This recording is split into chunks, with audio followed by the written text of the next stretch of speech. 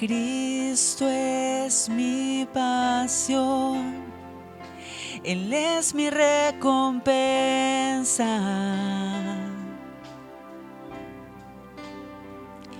No hay nadie como Él, nada satisface más.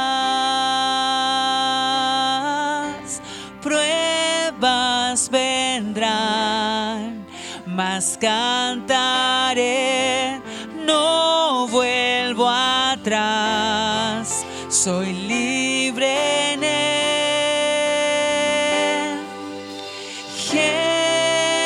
Jesús, mi todo es. Jesús, mi todo es. Él es más que suficiente, todo para mí. Cristo es mi porción, el gozo de mi alma. No hay nadie como Él, el cielo es nuestro hogar. Vientos vendrán, mas cantaré, conmigo estás, a ti sea la gloria.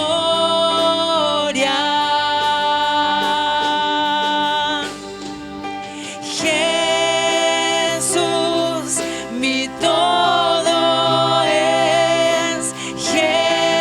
Jesús, mi todo es. Él es más que suficiente, todo para mí. Jesús, mi todo es. Jesús, mi todo es. Él es más que suficiente, todo para mí. He decidido seguir a Cristo, no vuelvo atrás. Declárelo, no vuelvo atrás. He decidido seguir a Cristo, no vuelvo atrás, no vuelvo atrás, no vuelvo atrás. Mis ojos puestos en Jesucristo, no vuelvo atrás, no vuelvo atrás. Mis ojos puestos en Jesucristo, no vuelvo atrás, no vuelvo atrás. He decidido seguir a Cristo, no vuelvo atrás, no vuelvo atrás. He decidido seguir a Cristo, no vuelvo atrás, no vuelvo atrás. Declárelo. Mis ojos puestos En Jesucristo. en Jesucristo, no vuelvo atrás, no vuelvo atrás. Mis ojos puestos en Jesucristo, no vuelvo atrás, no vuelvo atrás, no vuelvo atrás, no vuelvo atrás. Declárelo. No vuelvo atrás, no vuelvo Aleluya. atrás. Amén. Aleluya.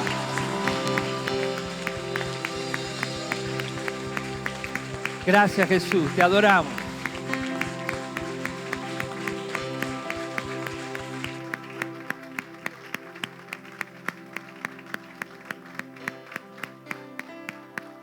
Padre, una vez más, toma control de nuestras vidas, de este momento, quebranta toda opresión y todo espíritu contrario, aún todo espíritu humano contrario, en el nombre de Jesús, debilítalo para que su corazón reciba la semilla de tu palabra, para que esa semilla caiga en buena tierra y esa tierra dé fruto, para gloria y para honra de tu nombre. Gracias, Padre. Toma control, Espíritu Santo, de este momento, de nuestras vidas. Toma control de los aires y quita, Señor, todo aquello que puede ser obstáculo y distracción. En el nombre de Jesús. Amén. Amén. Gloria al Señor. Tome asiento. Mire qué importante es eso que le estaba diciendo, porque si uno lo analiza aplicado a las cosas de Dios, va a encontrar el mismo efecto que pasa en el mundo. Va a encontrar que muchos creyentes, muchos ministerios quizás, o algunos ministerios que buscan establecer su propia doctrina, su propia enseñanza, quieren que la iglesia no tenga una forma, porque quieren darle la forma a ellos, de acuerdo a su propósito, de acuerdo a lo que ellos quieren. Quieren cambiar la forma de la iglesia, el propósito por el cual fue establecida la iglesia por Jesucristo. Dios estableció la iglesia con un propósito, con un plan y con una misión.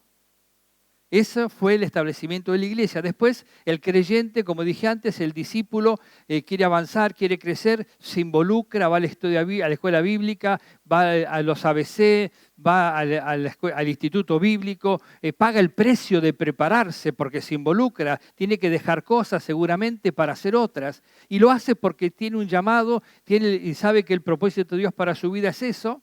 Entonces avanza, crece y se desarrolla porque sabe que Dios lo llamó y que Dios llamó a la iglesia justamente a lo que le voy a compartir esta tarde, a suplir esas necesidades que la humanidad tiene. La humanidad, en los capítulos 14 al 16, por tomar estos, porque en los evangelios vamos a encontrar eso en muchas oportunidades, vamos a encontrar en estos 3 capítulos necesidades que tiene el ser humano, pero también la misericordia de Dios en esas necesidades de los seres humanos. Amén. Y para empezar, voy a leer en Lucas capítulo 24, los últimos versículos, que cuando Jesús le revela a los discípulos de una forma que ellos podrían comprender cuál era el propósito. Dice, y les dijo, estas son las palabras que os hablé, estando aún con vosotros, que era necesario que se cumpliese todo lo que está escrito de mí en la ley de Moisés, en los profetas y en los salmos.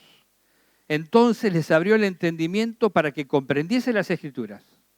Y les dijo, está escrito, y así fue necesario que el Cristo padeciese y resucitase de entre los muertos al tercer día, y que se predicase en su nombre el arrepentimiento y el perdón de los pecados en todas las naciones, comenzando desde Jerusalén. ¿Cuál era el propósito de la iglesia? Predicar el arrepentimiento y el perdón de los pecados en todas las naciones. Ese es el objetivo principal de la iglesia. Después están los objetivos sociales y otras cosas, pero el objetivo principal por el cual Jesús levantó la iglesia, fundó la iglesia, encomendó la iglesia, es predicar el evangelio. Es necesario que eso se haga, porque cada vez que Dios nos confronta porque nos ama, nos confronta porque tiene misericordia de nosotros, y nos confronta porque está esperando que nosotros entendamos que nuestra vida tiene que adaptarse o tiene que conformarse a lo que Él espera de nosotros y lo que Él vino a hacer por nosotros por amor.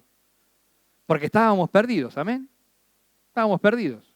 No teníamos esperanza, no teníamos Dios, andábamos a la deriva de nuestros pensamientos, de nuestro entendimiento, que era nulo, lejos de Dios, lejos de la esperanza, de la fe, lejos de todo. Y Dios nos alcanzó. Dios se acercó a nosotros, nos mostró la salvación por medio de Jesucristo. Entonces me muestra la misericordia de Dios. Cuando Dios me confronta, me está confrontando con mi necesidad.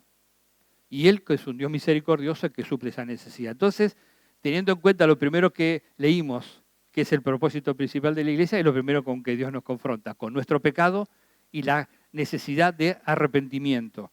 El capítulo 13 dice, en aquel tiempo, estaban allí unos que le contaban acerca de los galileos cuya sangre Pilato mezcló con los sacrificios de ellos.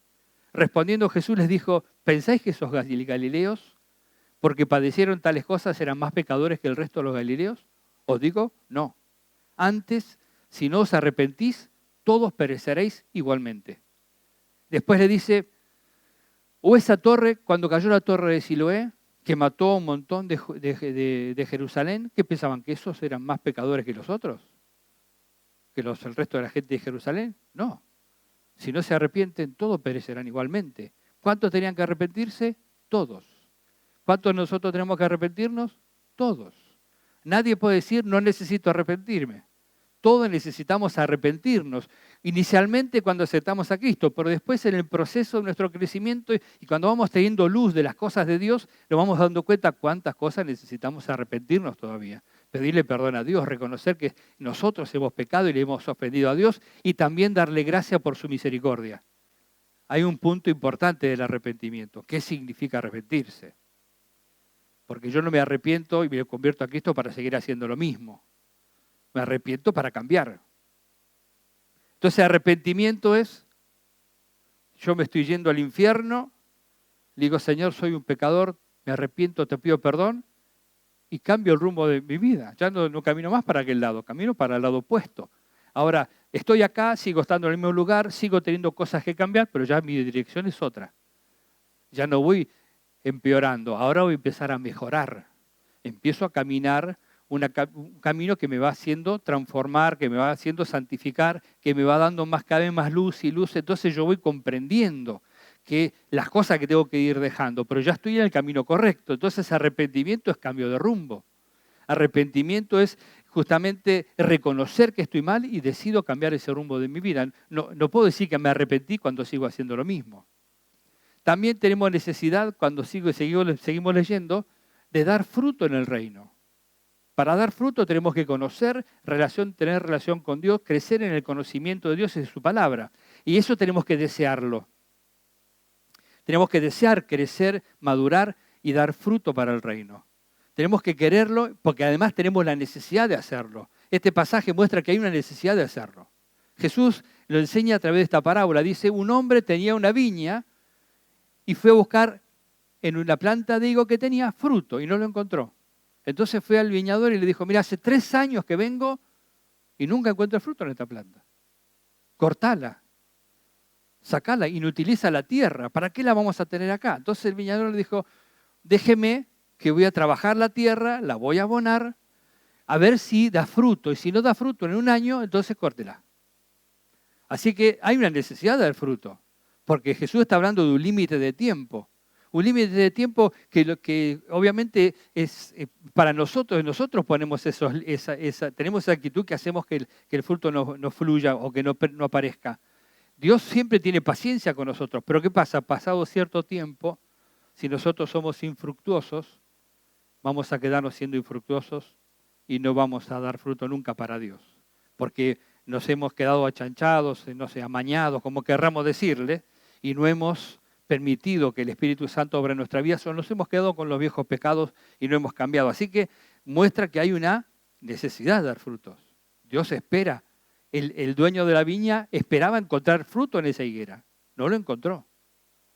Entonces ahí fue el problema. Dios espera encontrar fruto en nosotros. Lo enseña de muchas maneras Jesús. En otras parábolas dice que a uno le dio 10 monedas, a otro le dio 5 y a otro le dio 1.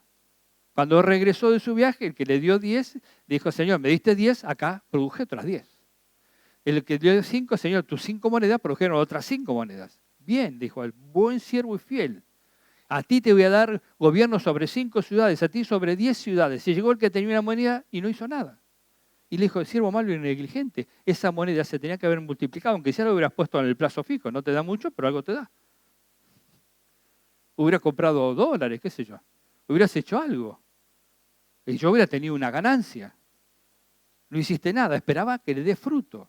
Y ese hombre dijo, tuve temor, no lo hice, porque yo sé que eres un hombre severo. Y Jesús le dijo, tú eres un siervo malo y negligente. Échalo afuera.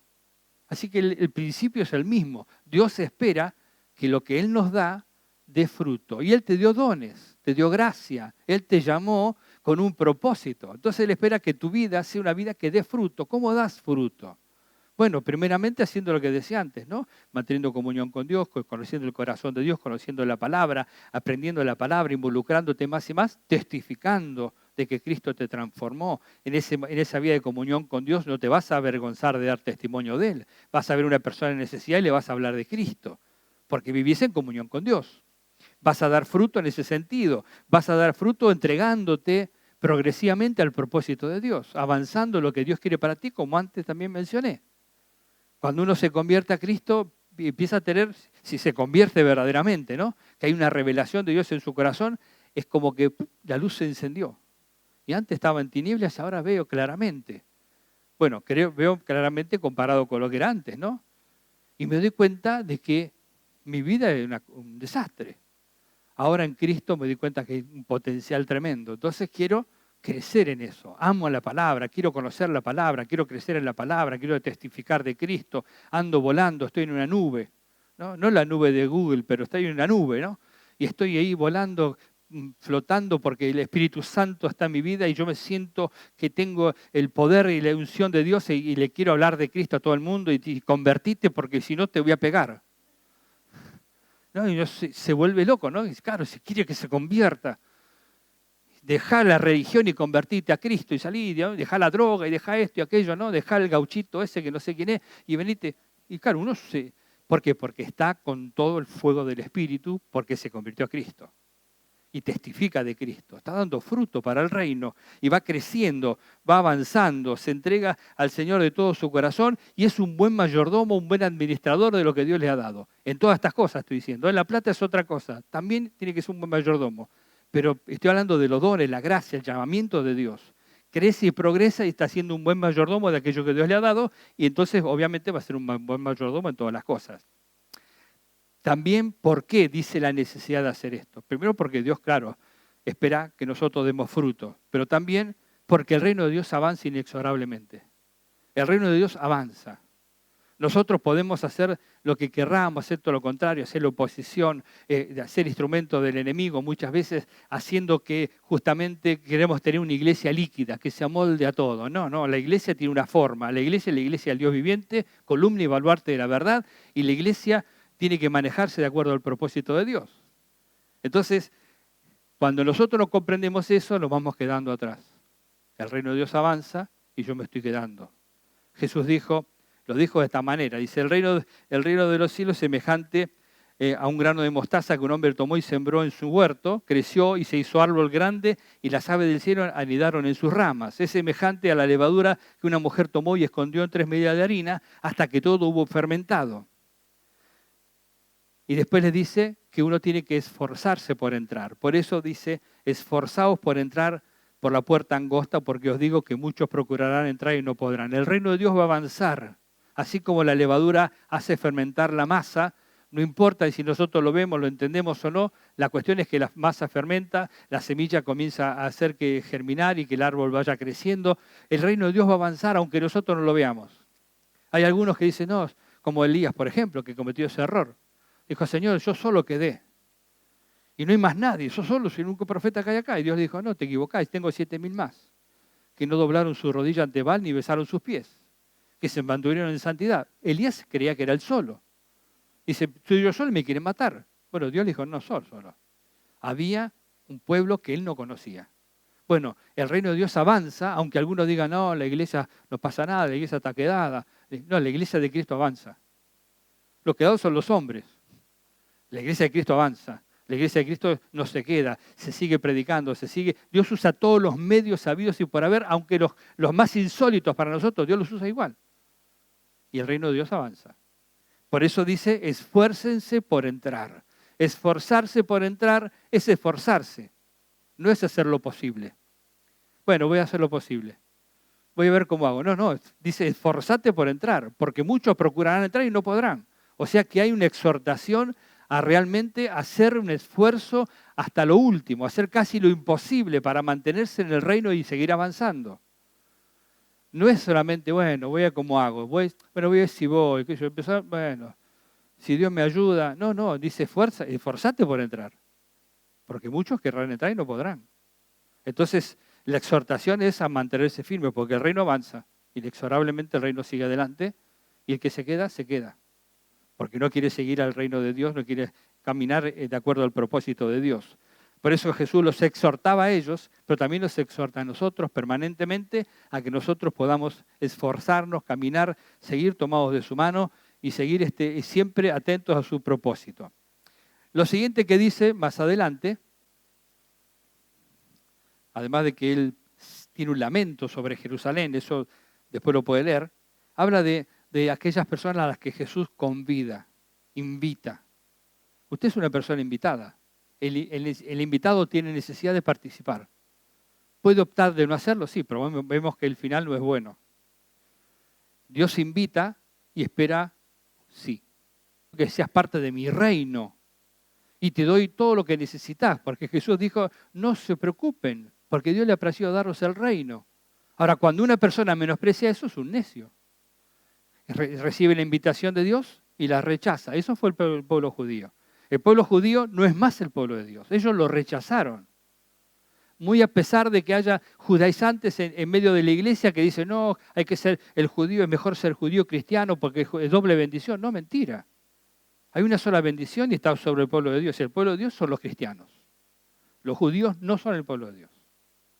Ellos rechazaron al Mesías. Dios tratará con ellos después del milenio y después del arrebatamiento.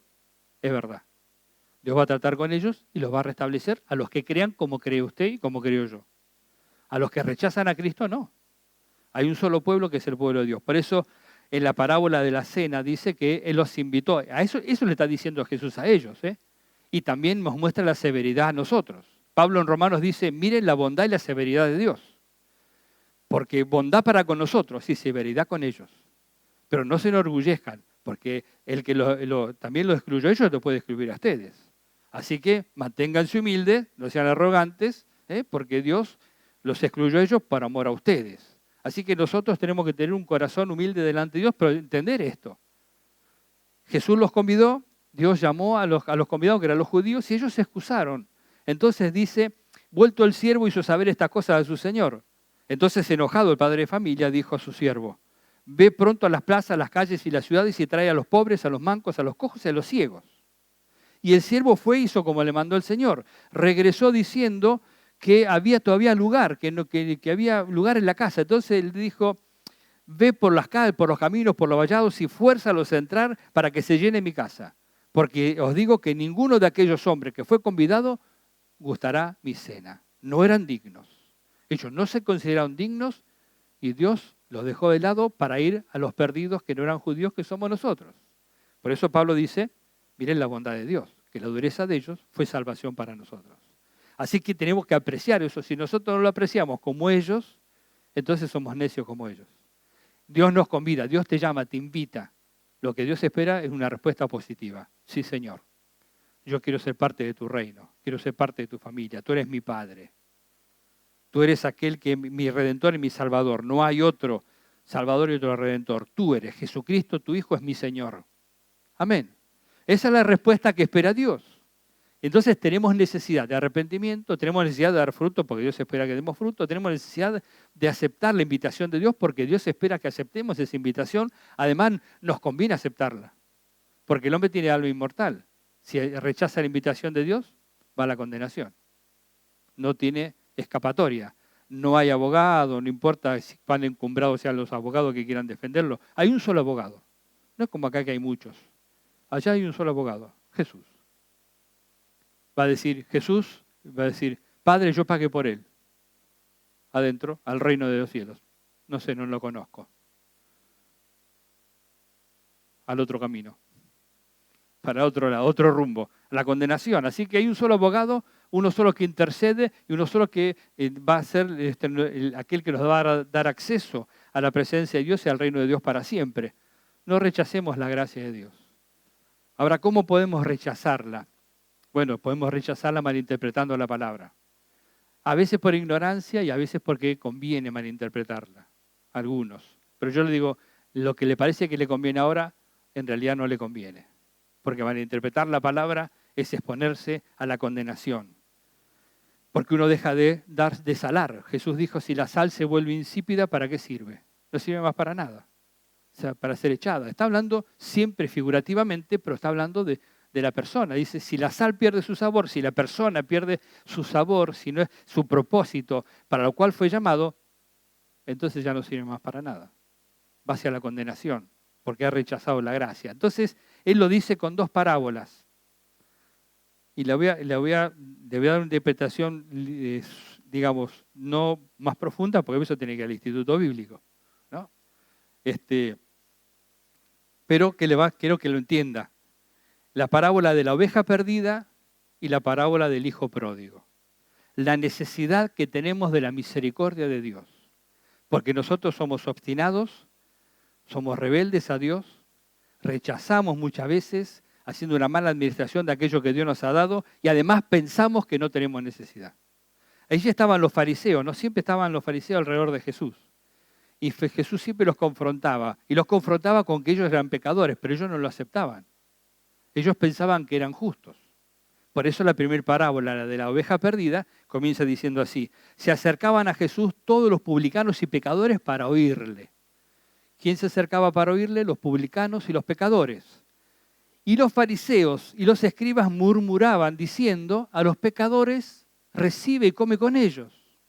Entonces él les refirió esta parábola. Así que esta parábola vino ¿para quién? Para los fariseos y para los escribas, que no se consideraban pecadores, se consideraban santos, se consideraban justos, que no necesitaban la gracia y la misericordia de Dios, que no reconocían que la necesitaban. Entonces dice un hombre de vosotros, ¿qué hombre de vosotros teniendo 100 ovejas pierde una de ellas, no deja las 99 y va al desierto tras la que se perdió hasta encontrarla? Y cuando la encuentra, la pone sobre sus hombros, gozoso, y llega a casa, reúne a sus amigos y vecinos diciendo: gozaos conmigo porque he encontrado mi oveja que se había perdido.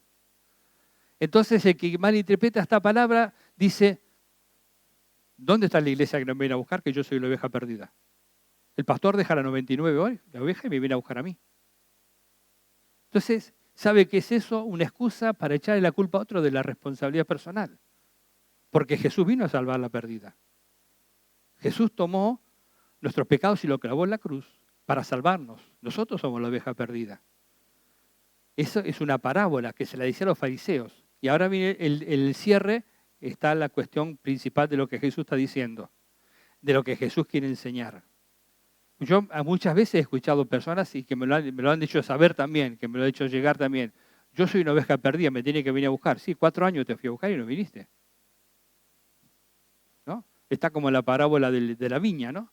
Entonces piensan que la responsabilidad es mía, que la responsabilidad es del líder, que la responsabilidad es de la iglesia, porque está perdido no lo van a buscar.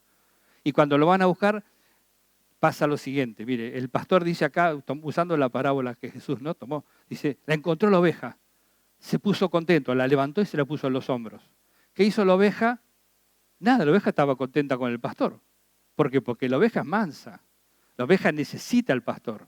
Y cuando el pastor la encuentra, la oveja también se alegra, si podemos decirlo, ¿no? Se alegra porque tiene la protección del pastor que la fue a buscar para que no esté a la deriva y caiga en las garras del lobo que la va a matar. O caiga por un precipicio, porque son torpes las ovejas. Se meten en lugares que no tienen que meterse, y si no está el pastor que la saca, se mueren. Entonces la oveja necesita permanentemente al pastor. Cuando el pastor la lleva en el cuello, así cargado sobre sus hombros, la oveja no hace nada. En cambio, nosotros, a veces como ovejas, cuando el pastor nos levanta en los hombros, le mordemos la yugular. Lo atacamos. En lugar de estar agradecidos que nos vino a buscar porque estábamos perdidos, lo atacamos. Entonces, después decimos: a mí nadie se ocupa de mí. No, eso no es la verdad. La verdad es que el pastor dio su vida por las ovejas, murió en la cruz del Calvario para darnos vida eterna, y somos nosotros los que tenemos que acercarnos a Él. Por eso lo dice en la parábola del hijo pródigo. Acá termina diciendo: os digo que así habrá más gozo en el cielo por un pecador que se arrepiente, que por 99 justos que no necesitan arrepentimiento. Se lo estaba diciendo a los fariseos, que ellos pensaban que no necesitaban arrepentimiento. Y Jesús dice, usando la parábola, que el gozo, el punto principal, es el arrepentimiento.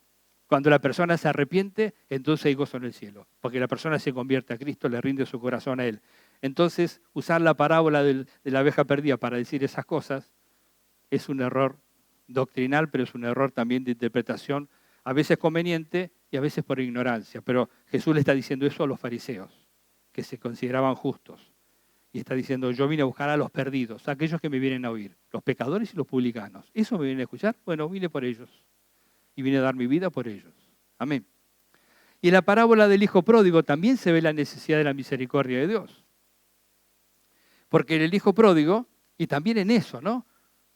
Hay otro error. Uno piensa que se apartó, es el hijo pródigo. No, es el hijo pródigo si vuelve. Si se queda apartado, no. Si se queda apartado, sigue su propio camino, su propio rumbo y no puede apelar a esta parábola. Porque Dios, aunque acá dice, como leímos antes, ve y fuérzalos a entrar, eso no significa que lo va a obligar a ser parte del reino. La persona tiene que decidir ser parte del reino y el hijo pródigo lo es porque se arrepiente. Es el mismo principio otra vez. Y la parábola que Jesús enseña dice que un hijo, el hombre tenía 2 hijos, un hacendado, un hombre rico que tenía bienes, tenía 2 hijos y le dijo, el menor le dijo, papi, dame mis bienes, dame la parte de mi herencia, dame lo que me corresponde. El padre estaba vivo, pero él le pidió la herencia. Y el padre se la dio. Y él se fue y malgastó todo lo que el padre le dio. Y vivió perdidamente hasta que no le quedó nada y después se fue a criar cerdos porque nadie le daba trabajo, a nadie le daba de comer. La gente que era de amiga de él ya no era más amigo de él porque no tenía más nada. Hasta que volvió en sí. Y cuando volvió en sí dijo, he pecado contra el cielo y contra mi padre. No merezco ser llamado su hijo. Así que voy a ir y se lo voy a decir. Y le voy a decir, recibime aunque sea como un siervo. Recibime como uno de tus empleados. Yo no merezco ser llamado tu hijo porque hice todo lo malo que tenía que hacer, pero aunque sea, recibime como un empleado.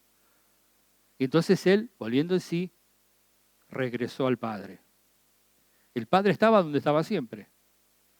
El padre no fue a buscar al hijo perdido. El hijo reflexionó y regresó.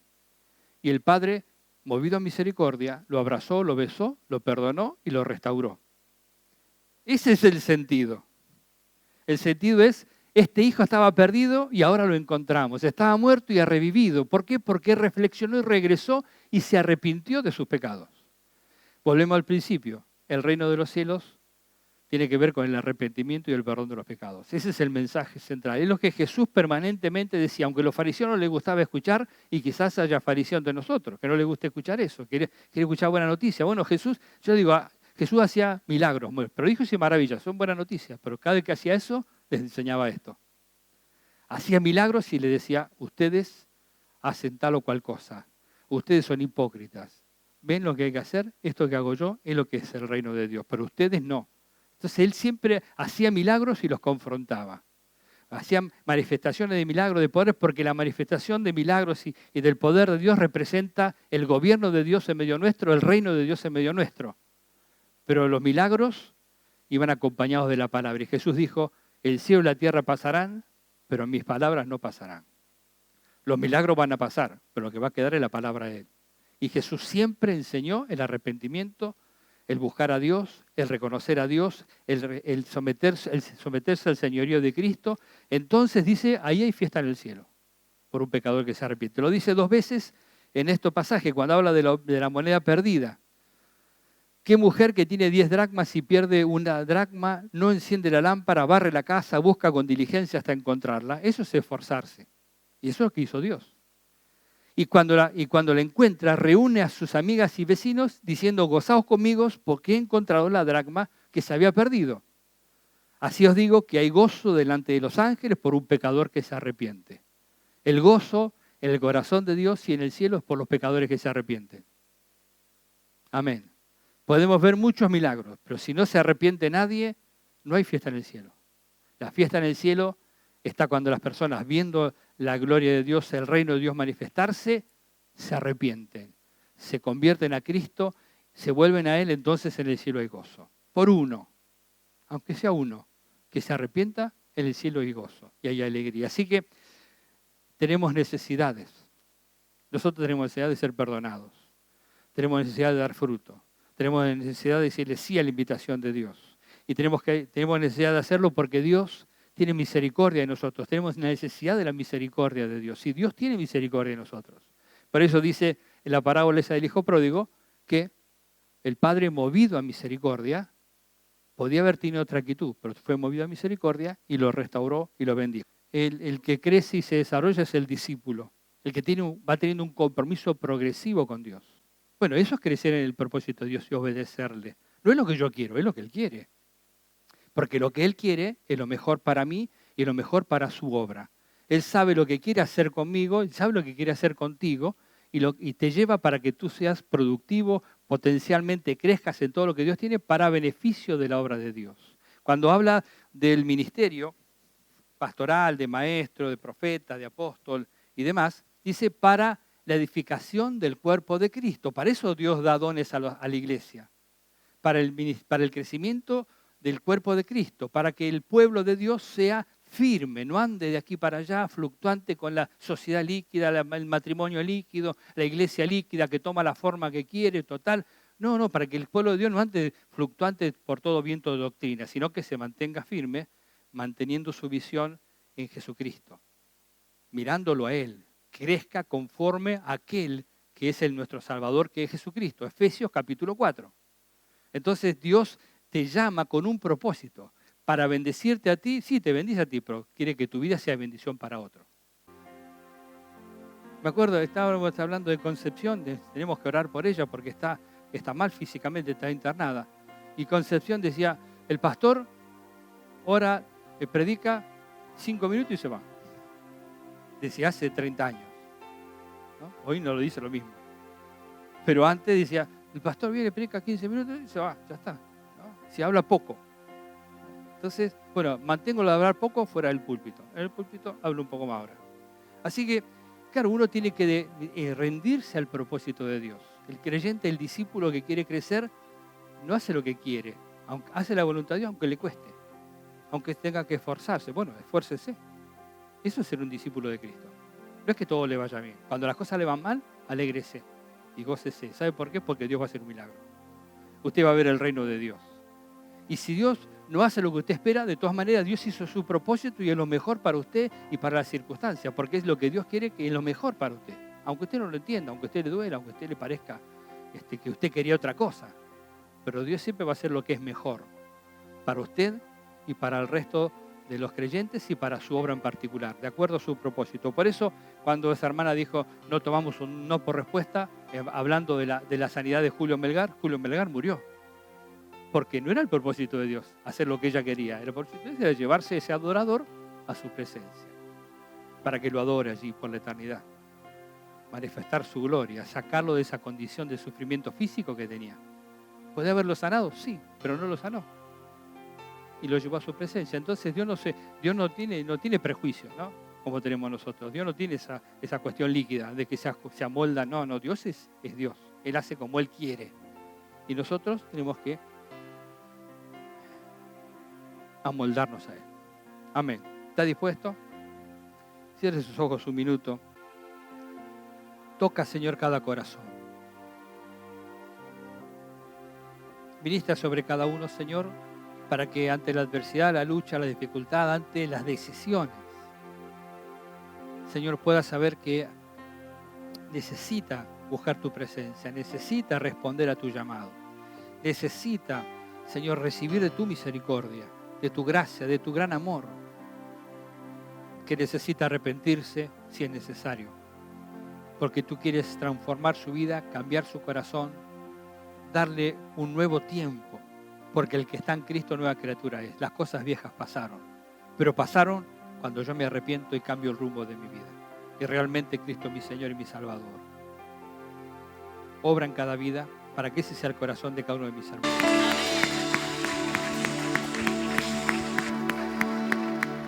Aleluya. ¿No es maravilloso saber que tenemos un Dios de misericordia que nos confronta con nuestro pecado, que nos confronta con nuestras necesidades, que nos advierte de las cosas, pero porque nos ama, porque es misericordioso, quiere obrar con poder en nuestras vidas? Por eso, si usted quiere ser un victorioso, un creyente victorioso que viva las bendiciones de Dios, haga lo que dice la palabra. Dice, confía en Jehová y haz el bien, y habitarás en la tierra y te apacentarás de la verdad. Deleítate a sí mismo en Jehová y Él te concederá las peticiones de tu corazón. Encomienda a Jehová tu camino y confía en Él y Él hará. Exhibirá tu justicia como la luz y tu derecho como el mediodía. Amén. Padre, bendice tu pueblo, Señor, en esta tarde una vez más. Guárdales, Señor, de regreso, pero también guárdales en esta semana, que tu palabra sembrada en sus corazones dé fruto para gloria de tu nombre. Señor, que si hay algo de fariseos en nosotros, lo echemos de nuestra vida, lo arrojemos, lo desarraiguemos, para que podamos ser personas humildes que vienen a tu presencia, que reconocen que tienen necesidad de ti, pero también que tenemos un Dios misericordioso. Confiamos en ti, nos deleitamos en tu presencia y nos encomendamos a ti. Bendice a tu pueblo, sana toda enfermedad, liberta de toda opresión. Señor, en el nombre de Jesús lo pedimos. Amén. Amén. El Señor te bendice. Amén.